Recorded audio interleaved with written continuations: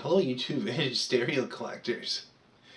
My future's so bright I'm gonna have to wear shades. I had my fedora on, but it's a bit tight. It's not really my size. Find it a little uncomfortable, but it's got a coolness factor. Um, got my happy coffee here. Just before I started working on this little guy here, I wanted to talk about a couple things that affect, not this channel isn't really affected, but I've had to make some decisions based on what I work on and how I spend my time. And it revolves around a few things.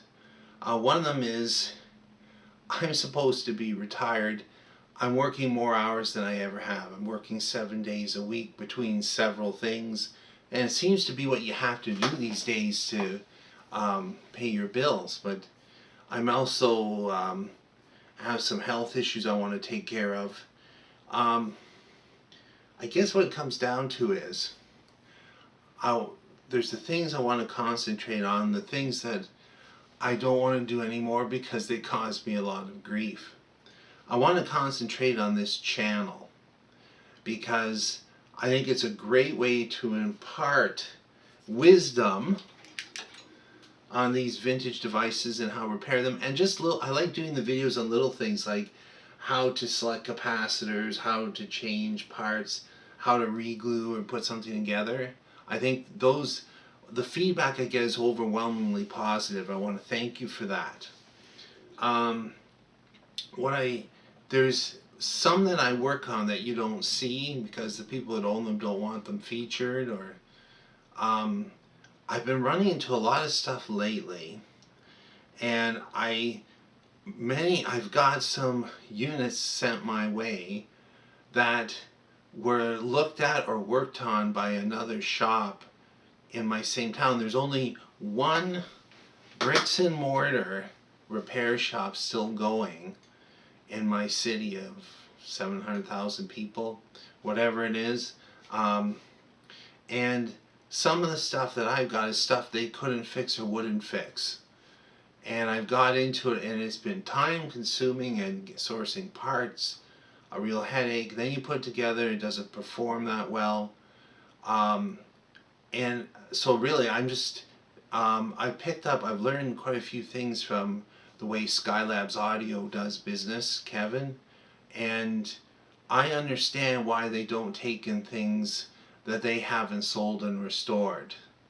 It actually makes a lot of sense. And I'm going to have to do the same thing. I know there's going to be a few disappointed people out there, but I only want to work on the stuff that I've found, purchased, and going to listen to myself, sometimes long term, sometimes short term, or to trade or to sell, and concentrate on those restorations on this channel. And the other stuff that is, there's some brands and some years of equipment I just don't have the time for because I'm working, like 7 days a week these days, and I actually have a couple other little things going as well. I do photography. I do website photography and photography for book covers, things like that. I also do vintage film photography as a hobby. That seems to be about the last thing I have time for. It's one of the things I love a lot. And I'm going to start another channel on vintage photography, and fixing older cameras, and right back to 120 base cameras, twin lens reflex, right through to SLRs. I want to do that as well. But there's some brands and stuff. Okay, I'll tell you what I am interested in, what I'm going to buy and work on. It's going to be golden era Japanese equipment, solid state. And I'm actually slowly getting out of vacuum tubes because I've had a few that if I don't have the tubes in my collection, and I have behind me here, I've got hundreds of tubes that I've collected over almost 50 years. And if I don't have the tubes and I have to outsource them, the costs just go like this.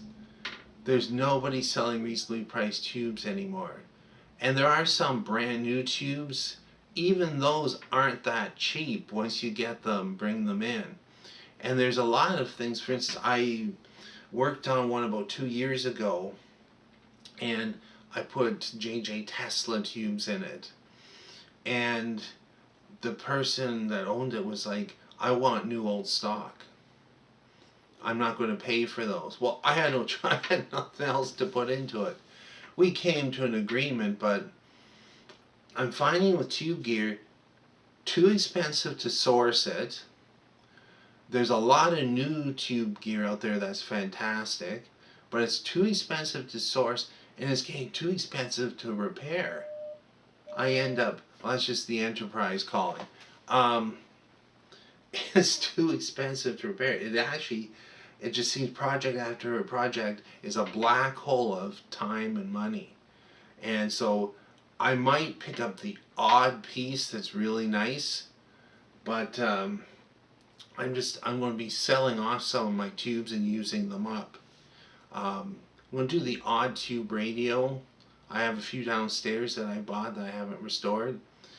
Then so, do those on this channel. I'm also, I'm not going to go details with health, but I'm turning 60, and those things that come along with being that age. One of them is I have limited resources, as far as time and stress go. But anyway, I'm just going to finish off by saying that I appreciate all the support on this channel, and all the great comments, and 99% of them are great, and the odd native one that comes by, I look at it and I go, oh, there might be something to that, and I'll consider it as well. Try to go with the flow. Anyway, thanks for watching and listening.